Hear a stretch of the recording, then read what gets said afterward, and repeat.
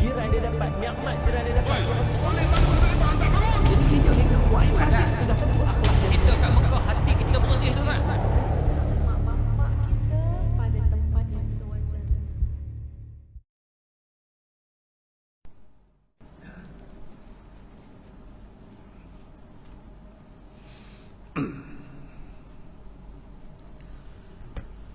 Astaghfirullahaladzim wa la hawla wa la quwwata illa billah al-aliyyil azim.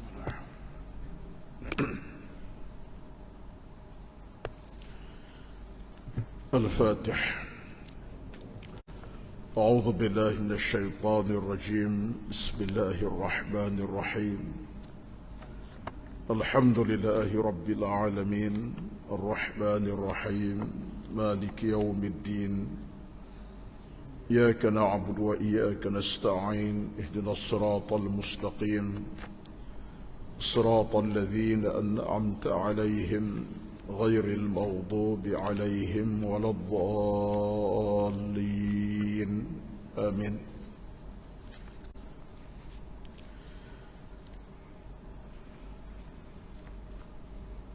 السلام عليكم ورحمة الله وبركاته.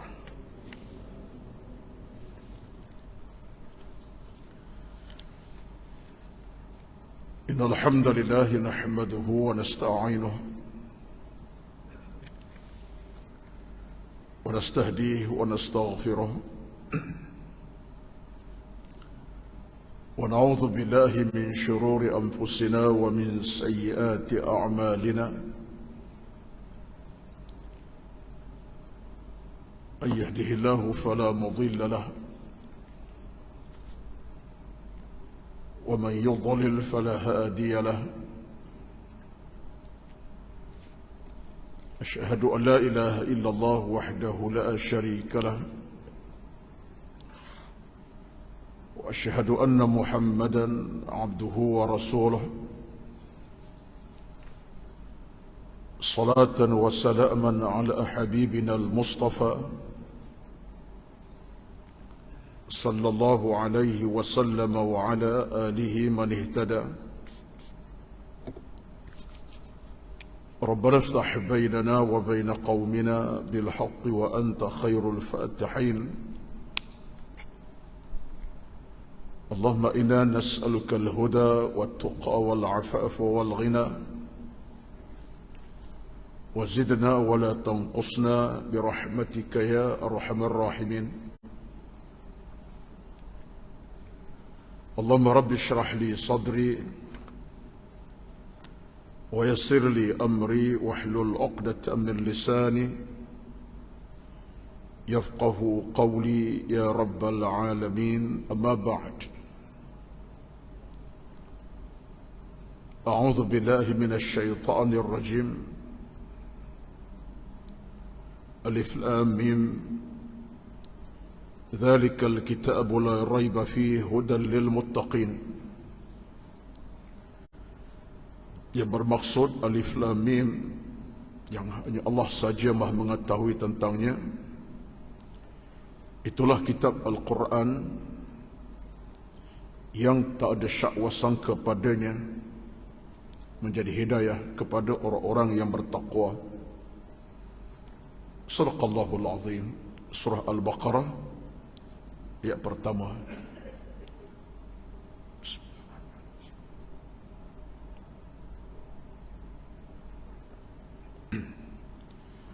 Yang dihormati dan dikasihi Al-Fadhil Tuan Nazir Masjid Abu Bakar As-Siddiq Subang Jaya dan seluruh tuan kuasa pengurusan masjid, Al-Fadhil Tuan Imam kita yang bertugas pada malam ini, dan yang dihormati, yang dikasihi seluruh kehadiran para jamaah muslimin dan muslimat, tuan-tuan dan puan-puan, hadirin hadirat yang dirahmati Allah sekalian. Pertama-tama, alhamdulillah, kita merafak syukur pada Allah Subhanahu wa taala untuk kesekian kalinya pada malam ini, di saat ini kita dapat berhimpun, bertemu di majlis yang penuh barakah. Dan kita alhamdulillah merupakan insan yang pasti terpilih, dipilih oleh Allah Subhanahu wa taala untuk memakmurkan rumahnya. Dan pastilah kehadiran kita langkah demi langkah dan dapat berjemaah di saat yang berkat ini, pulangannya bukanlah kecil, tetapi pulangan yang begitu besar. Kalau kira sudah pahala, confirm pahala Allah akan beri. Tetapi bukan saja pahala yang Allah beri kepada kita, masa yang sama Allah berikan kita keampunan. Dan setiap langkah kita melangkah ke masjid, ke surau untuk berjemaah dan mencari ilmu, Allah hapuskan satu dosa daripada kita kecil dan Allah berikan satu pahala di sebalik langkah kita tersebut. Jadi tuan-tuan sekalian, satu rezeki jugalah, sesuatu yang kita wajib pertahankan dan wajib kita istiqamahkannya. Inilah di antara perkara yang kita perlu peringatkan dalam kehidupan kita seharian, kerana titik perjalanan kita ini, kata Imam Al-Ghazali, ada 4 an-niqat, titik dalam perjalanan ilmu, perjalanan hidup ada 4 titik utama. Itu pandangan Imam Al-Ghazali. Titik yang pertama, kata Imam Al-Ghazali, ialah titik rindu kita kepada Allah. Titik pertama dalam hidup ialah rindu kepada Allah. Dan rindu itu terjemah dengan ibadat. Betullah bila kita beribadat, jaga solat, jaga iman, jaga amal, itu tanda apa? Rindu kepada Allah Subhanahu wa taala. Ini titik pertama dalam hidup. Yang kedua, kata Imam Al-Ghazali, ialah kecintaan kepada Nabi SAW, mahabbatun Nabi. Dalam hidup ini, titik yang kedua ialah cintakan Nabi SAW, mahabbatun Nabi. Kita rindukan Nabi serindu-rindunya. Kita berhasrat untuk melihat wajah Nabi, bersama Nabi di alam sana nanti. Walaupun Nabi tak bercakap dalam bahasa kita bercakap, tidak bangsa sama kita, tapi insya-Allah atas nama iman kita bersatu dengan Nabi sallallahu alaihi wasallam. Kerana iman kita satu, walaupun bangsa berbeza, bahasa berbeza, tapi iman tak pernah berubah, satu. Maka yang kedua titik hidup, kata Imam Al-Ghazali, ialah cintakan Nabi sallallahu alaihi wasallam. Yang pertama, rindukan Allah. Yang kedua, cintakan Nabi. Dan titik ketiga dalam hidup ini, kata Imam Al-Ghazali, ialah istiqamah dalam beramal. Kita beristiqamah dalam beramal tanpa cuai. Amalan kita terus jaga dan tetap dalam kita beribadat, tak cuai. Itu beristiqamah, berterusan. Sedikit pun kita buat, banyak petah lagi. Yang sunat kita kerjakan, wajib kita pertahankan. Itulah titik yang ketiga, istiqamah dalam kita beribadat. Ini merupakan tuntutan besar dalam beribadat. Innal ladzina qalu rabbuna Allah thumma istaqamu tatanazzalu alaihimul malaikatu alla takhafu wa la tahzanu wa abshiru bil jannati allati kuntum tu'adun. Allah sebut dalam Al-Quran, siapa yang kata Allah Tuhannya, dia akan istiqamah. Itu hakikat. Siapa yang mengaku Allah Tuhannya, dia akan istiqamah dalam beribadat. Titik yang ketiga dalam hidup kita ialah istiqamah, berterusan dalam beribadat. Kerjakanlah ya amal soleh tanpa cuai, kecil ke besar, tunaikan. Dan titik yang keempat dalam hidup ialah berjaya di alam akhirat. Titik kehidupan kita yang keempat, ketika mereka berjaya di alam sana, kita tak nak gagal di alam sana. Berjaya dengan maksud bukan saja ke syurga, tapi keredaan Allah itu paling utama. Syurga jangan bimbanglah. Bila Allah redha dan kita di alam sana, Allah redha, syurga jangan bimbang. Yang penting titiknya adalah berjaya di alam sana. Allah redha dengan kita, Allah terima kita, maka syurga tak ada masalah. Nak kita masuki bila-bila masa sahaja. Maka yang keempat ialah kita nak dapat redha Allah di alam sana. Titik kita yang keempat, berjaya di alam sana. Ini merupakan satu ringkasan sahaja, bukanlah segala-galanya. Pandangan ini pandangan yang saya rasa perlu kita angkat sentiasa supaya kita rasa nikmat beragama itu. Dengan rindukan Allahnya, sayangkan Nabi-Nya, istiqamah beramal, rindukan kejayaan di alam sana. Ini semua kekuatan kita. Maka digabungkan empat-empat telah tuan-tuan menjadikan kita faham di mana jalan hidup kita, ke mana kita nak pergi, apa tugas kita dalam hidup ini, apa yang kita patut lakukan, ada macam kita kena buat. Itu semua merupakan jalan-jalan yang tidak boleh kita kesampingkan. Jadi harapan saya kepada saya bercakap, termasuklah tuan-tuan semua, titik tadi tidak pernah membezakan kita, insya-Allah. Daripada sampai kita mati tak berubah semangat kita daripada awal hidup, rindukan Allah, cintakan Nabi, istiqamah kita terus jaga, dan kita nak kejayaan di alam sana. Amin ya rabbal alamin. Alhamdulillah, pada malam ini kita dapat bersama kembali, yang saya rasa itulah hakikat pertemuan kita ini. Bila sekali sebulan tuan-tuan dia berjarak, jadi ada ketika tak boleh sampai, ada masa boleh sampai. Kerana pertemuan kita yang terakhir ikut rakaman, ikut rekod saya dalam kitab ini ialah pada tanggal 2 bulan 4. 2 bulan 4 maknanya beberapa hari belum puasa. 24 itu 2 hari itu 30 puasa. Di bulan 5 kita berramadan. Bulan 6 kita tak mula kuliah lagi. Bulan 7 baru ni, bulan 6 baru ni kita dah mula kuliah. Tapi saya tak dapat hadir malu sebab ada live TV1 Salam Baitullah sempena musim haji. Malam ini dapat kembali hadir, setelah mana 3 bulan tak dapat bersama. Jadi alhamdulillah Allah izinkan untuk hadir pada malam ini. Jadi alhamdulillah saya syukur pada Allah Azza wa Jalla. Mudah-mudahan Allah jadikan pertemuan kita ini pertemuan yang diberkati, diradainya. Amin rabbal alamin. Baik tuan-tuan, bicara kita malam ini sebenarnya dah masuk ke bahagian akhir surah Al-Mulk, iaitu surah yang ada sebanyak 30 ayat. Al-Mulk 30 ayat, dan malam ini kita masuk ayat 2 yang terakhir. Kita akan tutup malam ini bicara Al-Mulk, dan kita akan mulakan surah yang baru dalam kuliah akan datang, dalam juzuk 29 lah. Jadi ayat 8-30 malam ini, 2 ayat terakhir, Allah berfirman kepada kita, A'udzu billahi minasyaitonir rajim. Qul ara'aytum in ahlakani Allahu wa man ma'iya aw rahimana faman yujirul kafirina min 'adzabin alim. Qul huwa ar-rahmanu amanna bihi wa 'alayhi tawakkalna fasata'lamuna man huwa fi dhalalin mubin.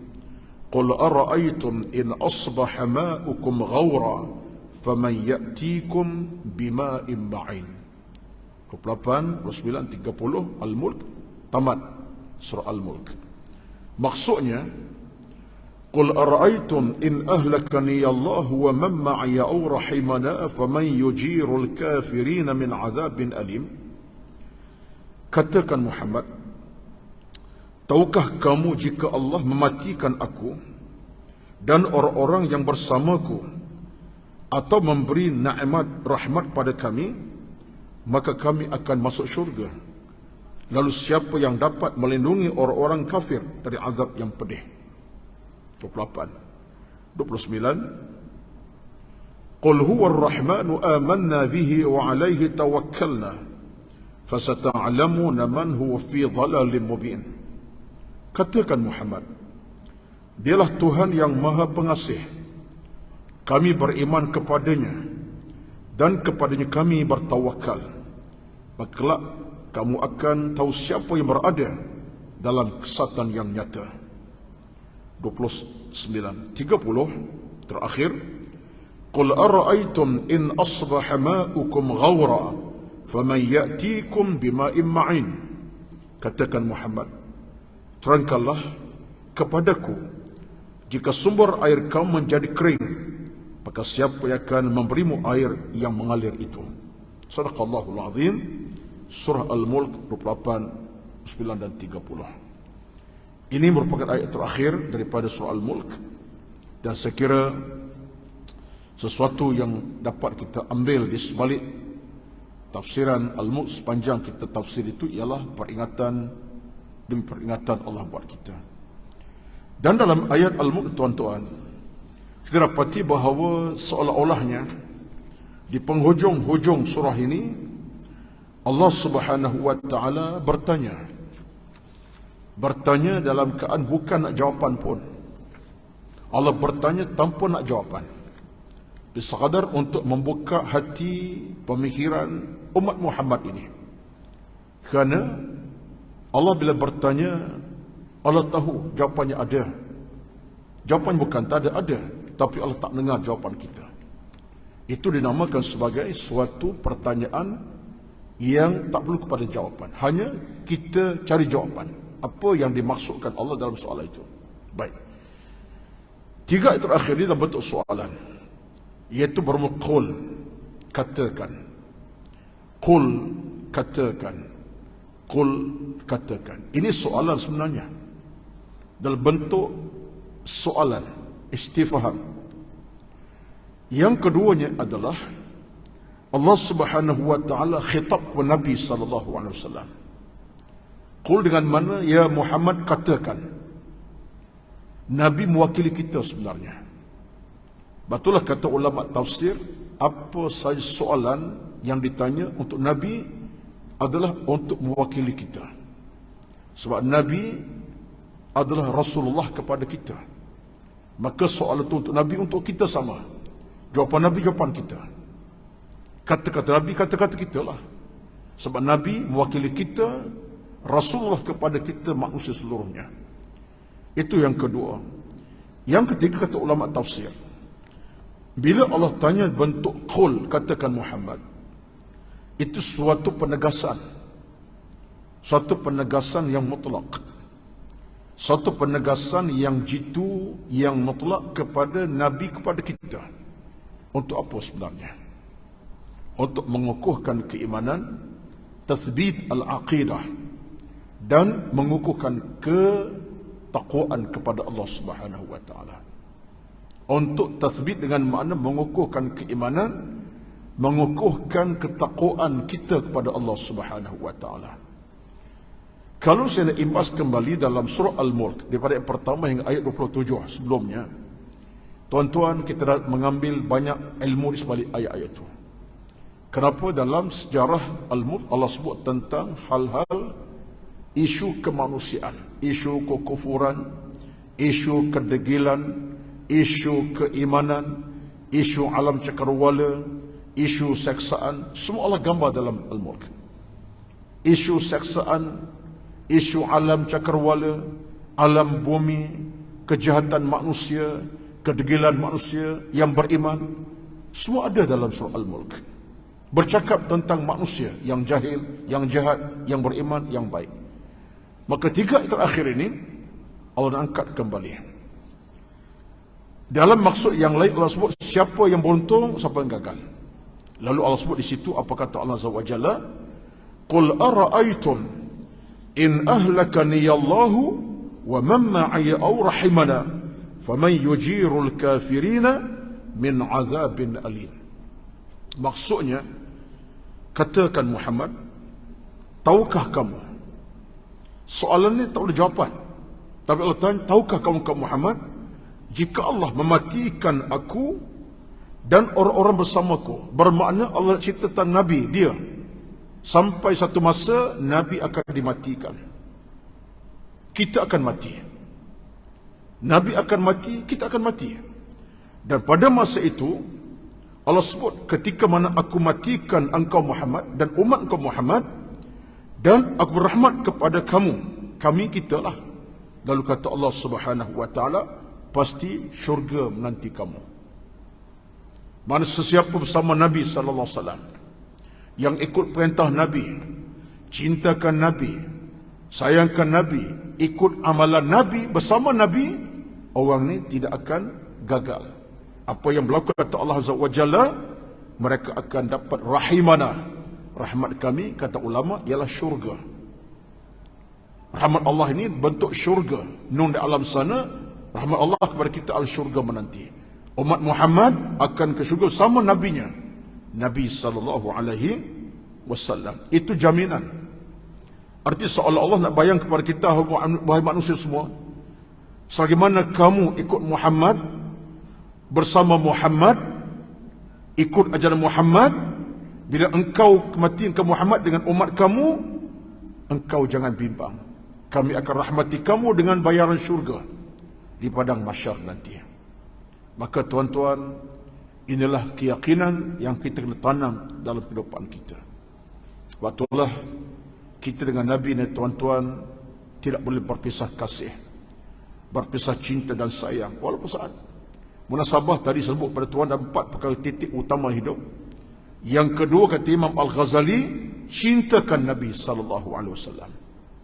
Cinta Nabi ni tuan-tuan bukan sekadar ucapan bibir cinta, tapi mengamali perintah Nabi SAW. Itu tahap yang utama. Mengamali. Cinta dengan maksud mengamali Nabi punya arahan dan suruhan baginda, kita mengamali. Ini satu di antara kewajipan besar kita lah. Saya tidak nak detailkan, tetapi maksud di situ ialah ittiba' Rasul sallallahu alaihi wasallam. Betulah kita dengan hidup Nabi tuan-tuan tak boleh jauh. Soalnya sekarang ialah kita jauh kadang-kadang dalam banyak keadaan. Saya kata dalam itu ucapan saya, kata saya lah, kita jauh. Jauh dengan makna kita kadang-kadang tak berapa nak kisah tentang arahan Nabi sallallahu alaihi wasallam.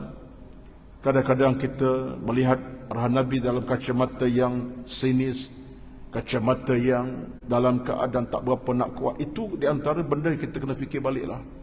Saya taklah bawa contoh yang banyak, tapi contoh sekadarnya. Kalaulah dalam bab ilmu ni, arahan Nabi jelas kepada kita. Carilah ilmu, belajar ilmu, wajib belajar. Tapi ada kita kadang-kadang tak kisah ilmu, tak mengaji pun, tak belajar pun. Itu yang jadi payah tu. Saya tak ambil contoh yang berat sanalah tuan-tuan. Bab ilmu ni saja. Bab ke masjid ke surau pun satu di antara tanda kita tak cinta ke Nabi sebenarnya. Memang rasa cinta tu ada, Nabi Muhammad Rasulullah, tapi mengamali. Kata Nabi, kadang-kadang kita masih gagal. Kita usahakanlah. Sebab kita dalam hidup kena rekod amalan. Kita ada rekod amalan. Kita kena fikir macam-macam. Bab ibadat, solat, qiyam, tahajud, ilmu amal, kita rekodkanlah. Bagaimana kita dapat ikutin Nabi sallallahu alaihi wasallam. Sekadar ucapan bibir Nabi Muhammad Rasulullah tak cukup. Sebab yang Nabi minta ialah ittiba', menuruti perintah amalan Nabi sallallahu alaihi wasallam. Itu cabaran besar kepada kita. Dan saya sebut ini bukan apa, sebab kita kena angkat antara amalan-amalan yang memang kita nak kena jagai. Contoh yang paling dekat tadilah ilmunya, solatnya, dengan ke masjid, ke suraunya. Saya rasa ini antara benda-benda yang hilang daripada kehidupan beragama kita. Nabi SAW, kalau dalam bab masjid dan surau, mana sejarah disebut dalam riwayat Nabi tinggalkan. Tidak, bahkan Nabi gembira lihat orang ke surau, orang ke masjid, Nabi gembira sampai Nabi kata apa? Basyirul masyaina ilal masajid bin nuri tammi yaumil qiyamati. Nabi gembira tengok sahabat ke masjid. Bahkan Nabi berkata, segera ke masjid. Dan Nabi bab masjid surau, Nabi cukup jaga untuk diikuti oleh para sahabat baginda sallam sampai kiamat. Batulah dalam ini saya ambil sebagai contoh ringkas sajalah, tetapi ini peringatan kita bersama. Dalam hal ibadat yang lain pun sama. Sebab kita teruslah belajar mengekalkan istiqamah. Sebab itulah saya rasa titik-titik hidup tadi tolong jaga betul-betul. Sebab yang ketiganya kita kena istiqamah. Tadi kita berempat kan. Pertama cintakan, rindukan pada Allah. Kedua, cinta Nabi. Ketiganya apa? Istiqamah dalam beramal. Sebab Nabi tak nak lebih pada kita akan istiqamah. Buat ibadah secara berterusan. Jangan henti berpanjangan ibadat kita. Baik. Jadi dalam hal ini, tuan-tuan sekalian, Allah berjanji kepada kita, rahimana, kami akan beri mereka rahmat. Dan rahmat di situ kata ulama ialah dengan bayaran syurga di padang mahsyar nanti. Adapun kata Allah Azza wa Jalla, di samping Allah angkat cerita orang beriman, beramal dengan agama Muhammad dan beramal Nabi SAW berjaya, Allah sebut dalam ayat sama, Allah kata apa? فَمَنْ يُجِيرُ الْكَافِرِينَ مِنْ عَذَابٍ أَلِيمٍ. Dengan makna, siapa yang dapat melindungi orang-orang yang kafir dari azab yang pedih. Allah angkat cerita sebab apa? Sebab dalam hidup ini hanya dua golongan saja. Golongan yang berjaya ke syurga bersama Nabi selamat. Golongan yang kedua adalah golongan gagal. Siapa orangnya? Golongan yang kufur kepada Allah Subhanahu wa taala. Kemana mereka akhirnya? Kata Allah, min azabin alim, mereka akan terima seksaan.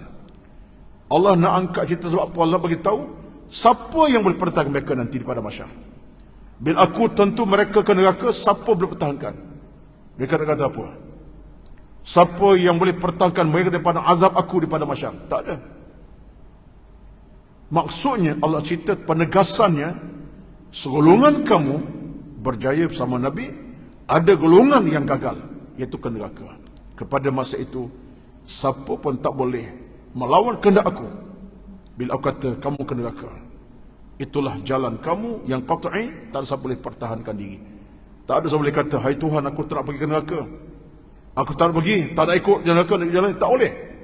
Lalu kata Allah, faman yujirul kafirina min azabin alim. Siapa yang boleh kata Allah melindungi mereka daripada neraka? Siapa lagi? Sebab itulah kita kena ingat, tuan-tuan, mudah-mudahan bukan kita lah ni, kita dengan Nabi insya-Allah, tapi Allah sebut ada golongan yang ke neraka, tak boleh siapa lindung lagi, tak boleh nak melawan lagi arahan Allah Subhanahu wa taala. Bila aku kata ke neraka, neraka. Tak boleh dia nak lindungi, nak larikan diri, tak boleh. Sebab kita dalam hidup ini, neraca ayat tuan-tuan, saya rasa kita kena tengok dalam kacamata yang lebih tepat. Apa neracanya?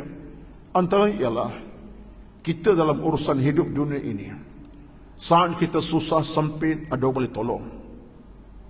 Kita masa hidup dunia ini, kita sempit susah dalam hidup, ada orang boleh tolong. Seorang adik bila susah dalam hidup, abang-abang kakak mungkin boleh bantu. Seorang abang dalam kepayahan hidup, ada rumah masalah tertentu, adik-adik bergabung tenaga tolong abang. Darah daging. Seorang jiran bila dalam kesempitan, ada jiran je boleh tolong dia, rakan semasjid, rakan sesurau, sepejabat, tolong.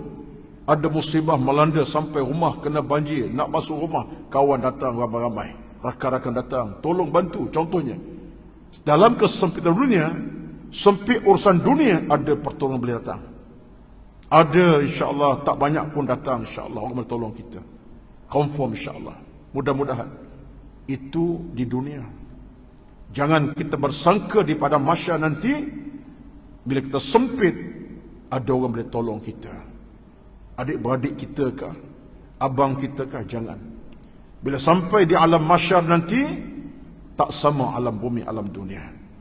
Di bumi, adik boleh berkata, abang tolong saya ni bang, kakak-kakak semua, tolonglah saya sempit ni, duit tak ada ni, aku boleh nak pinjam sikit lah, sekian-sekian. Abang akan kumpulkan duit holor sikit sebanyak kepada kita dalam kepayahan itu. Tapi di alam sana tak ada rayuan, abang tolong saya sudah ni bang, neraka nanti saya ni, tolonglah abang, kakak. Tak ada. Sebab masing-masing tidak boleh nak menolong siapa, masing-masing ada amanah masing-masing untuk bertemu Allah Azza wa Jalla. Yauma yafirrul mar'u min akhihi wa ummihi wa abihi wa sahibatihi wa banihi. Itu ayat yang familiar kepada kita. Memang kita kena ingat sentiasa. Hari itu semua akan berpisah kasih dengan apa yang mereka pernah sayangi. Abang adik tak kenal lagi, anak beranak tak kenal, suami tak isteri, anak tak kenal ayahanda. Habis masing-masing melihat diri masing-masing. Aku selamat ke tidak? Kalau aku tak selamat, tak ada siapa boleh bantu. Habis laku pada ini. Jadi ini semua peringatan buat kita. Bahawa kita jangan bersangka kita di bumi selamat kerana kita kesempitan. Jangan. Kita mungkin tak selamat dalam sebab itulah kita ada ambil perhatian. Biar kita anggap jalan kita di alam mahsyar nanti susahnya begitu rupa segala kita beramal. Artinya pada masa itu, di padang mahsyar nanti, apa yang boleh tolong kita tuan-tuan? Amal masing-masing. Yang boleh tolong kita ialah amalan masing-masing. Saya dengan amalan saya. Saya dengan iman saya. Saya dengan amal soleh saya. Saya dengan amal-amal yang saya bawa. Itulah sahaja. Pada masa kata Allah, "Faman yujirul kafirina min azabin." Siapa yang diselamatkan lagi kamu pada masa itu pada azab Allah Subhanahu wa taala. Ini semua penegasan mutlak Allah Maha berkuasa. Yang berjaya dengan Nabi rahimana kami rahmati syurga. Ini yang gagal ini. Maka ketika itu tak ada siapa yang boleh menolak ketentuan Allah Subhanahu wa taala. Itu satu. Kemudian ayat 29 Allah sebut kepada kita, "Qul huwar rahmanu amanna bihi wa alaihi tawakkalna fasata'lamuna man huwa fi dhalalin mubin." Allah tanya lagi Nabi Muhammad, katakan Muhammad, apa maksud kata Allah Azza wa Jalla? Dialah Tuhan yang Maha Pengasih. Kami beriman kepadanya dan kepadanya kami bertawakal. Kelak kamu akan tahu siapa berada dalam kesesatan yang nyata. Maksud apa yang tuan-tuan? Maksud Allah Subhanahu wa taala nak cerita tentang bagaimana Allah punya sifat sayang cintakan kita sebagai umat Nabi Muhammad SAW. Allah sebut betapa di alam sana nanti tak ada siapa yang boleh selamat kamu melainkan aku, kata Allah Azza wa Jalla. Yang boleh selamatkan kamu daripada seksaan, kepayahan hanya Allah Ar-Rahman. Allah Tuhan yang Maha Penyayang, Maha Pemurah, Maha Pengasih lah dalam bahasa mudahnya.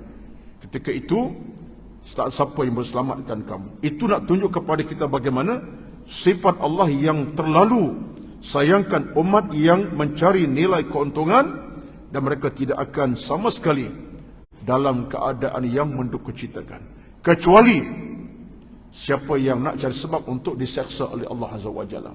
Lalu kata Allah Azza wa Jalla dalam ayatnya, fasata'lamuna man huwa fi dhalalin mubin. Kamu tahu siapa sesat di alam sana di akhirat nanti. Yang sesat, siapa yang sebenarnya. Bagi kita tuan-tuan hidup ini, jalan yang kita nak terokai jalan apa? Ilmu, jalan iman, jalan pahala. Itu jalan kita. Dalam hidup sekarang ini, kita nak terokai jalan jenis ke mana? Jalan ilmu, jalan iman, jalan pahala. Tak nak jalan kesesatan. Seperti dengan jalan ilmu dan pahala, dia akan bawa kita ke dalam syurga. Dan kita akan dirahmati oleh Allah Subhanahu wa taala. Jadi ayat ini ringkasnya, itulah maksudnya Allah nak sebut kepada kita bagaimana hakikatnya keselamatan menanti orang-orang yang beriman di alam sana. Sebab Allah sedia nak bagi pahala kerajaan. Sebaliknya, ada orang sesat sebab dia cari kesesatan. Ini pun satu hujah yang kita kena pegang. Bahawa dalam hidup kita tuan-tuan, jangan menyalahkan takdir tertentu dalam hidup kita. Ada orang kadang salah guna takdir Allah. Dia kata aku jadi teruk kerana Tuhan lah ni. Sebab apa? Tak bagi aku ilmu, tak bagi jalan hidayah. Jangan. Takdir bukan begitu. Yang kita menentukan hidup ini berdasarkan kepada apa yang kita kena fahami. Allah beri kita akal. Kata gunalah akal dengan baik. Jangan salah guna akal. Maka jangan salahkan takdir Allah Subhanahu wa taala. Jahilnya kita bukan Allah nak jahilkan kita. Buruknya kita bukan Allah burukkan tidak. Allah sifat Ar-Rahman, Pemurah, beri segala-galanya. Yang buruknya kerana kita salah pilih jalan. Yang jahat kerana kita salah pilih jalan. Yang dosa kerana kita cari dosa. Bukan otomatik kita berdosa. Jadi jangan salahkan takdir yang berlaku, kita yang salah tentukan takdir kehidupan kita. Sedangkan manusia ini, kata Imam Al-Ghazali, ada dua rezeki yang besar. Dua rezeki itu apa kata Imam Al-Ghazali? Pertama, akal. Kedua, hati. Ini rezeki kita manusia. Allah berikan akal, kemudian hati. Akal boleh berfikir, hati boleh berbicara. Itu terus kita. Setiap orang ada kekuatan itu, kecuali dia gila. Betul, orang gila tak masuk dalam hukum beragama, mukallaf tak ada lah. Betul tak, orang Allah dalam agama, orang gila bunuh orang pun tak kena hukum qisas. Sabit kesalahan dia dibunuh orang, tapi dia gila, dia tak masuk dalam hukum hudud qisas. Dia ada hukum yang lain lah. Sebab dia tak ada otak, tak ada akal. Akalnya dah mati. Dia reti pukul orang je. Dia tak tahu pukul tu boleh buat bunuh, dia tak tahu. Tapi orang yang biasa, yang berakal, akalnya akan ada. Dia tahu putih, hitam, cerah, siang, gelap, malam, dosa dan pahala. Yang kedua, hati. Hati boleh berbicara. Hati boleh sebut, ini baik, ini buruk. Batu kedua-dua ini, kata Imam Ghazali, rezeki pada manusia. Maka ketika itulah secerdik manusia, kata Imam Ghazali, gunakan akal untuk tujuan kebaikan, guna hati untuk tujuan keimanan. Kata Imam Al-Ghazali, gunakan akal tujuan kebaikan, gunakan hati untuk tujuan keimanan. Jadi jangan salah takdir. Awak yang salah pilih jalan. Jalan ke masjid jelas nampak, kenapa pilih jalan yang lain? Siapa yang bersalah? Allah salah ke awak salah? Kalau akal awak cerdik, jam 7 maghrib jangan masuk ke tempat yang lain, carilah pintu masjid. Tapi salahnya akal, jam 7 cari kedai restoran, sembangnya sembang, pukul 10 malam baru balik. Siapa yang bersalah? Jadi pada masa itu akal tak cerdik. Kalau akal cerdik, dia tahu jam 7:10 ini jalan ke masjid. Jam 7:20 dekat dengan maghrib. Jam 7:30 maghrib akan masuk. Dia tak berjalan yang lain. Hatinya bercakap, ini waktu maghrib, kena pergi beribadahlah masjid, berjemaah. Tapi bila salah guna akal, siapa yang bersalah? Bukan takdir. Takdir awak cipta takdir. Allah takdir begitu. Sebab Allah takdirkan anda dengan akal yang boleh berfikir, hati yang boleh bercakap dengan keimanan. Jadi kadang-kadang macam kita yang salah keadaan. Jangan salahkan orang lain, yang salah Allah, salah diri sendiri. Itu antara ketahuan agama baik. Kemudiannya di penghujung ayatnya, sebab Isyak akan masuk kejap lagi, saya akan berhenti Isyak, kita berhentilah, tamatkan surah ini. Allah sebut kepada kita ayat terakhir, qul ara'aytum in asbaha ma'ukum ghawra faman ya'tikum bima'in ma'in. Penghujung surah Al-Mulk, Allah bercakap tentang benda yang kita tak sangka jangka itu kenyataan. Apa kata Allah? Katakan Muhammad, terangkanlah kepadaku, jika sumber air kamu menjadi kering, maka siapa akan memberimu air yang mengalir? Pasal apa Allah sebut tentang soal air ni? Tiba-tiba hujung ayat Allah sebut tentang isu air. Qul ara'aytum in asbaha ma'ukum ghawra. Kalau air itu kering, siapa yang mengalir air itu? Muhammad. Ini di sini tuan-tuan ada sedikit perbincangan ulama, kenapa ayat ini berkaitan dengan cerita air.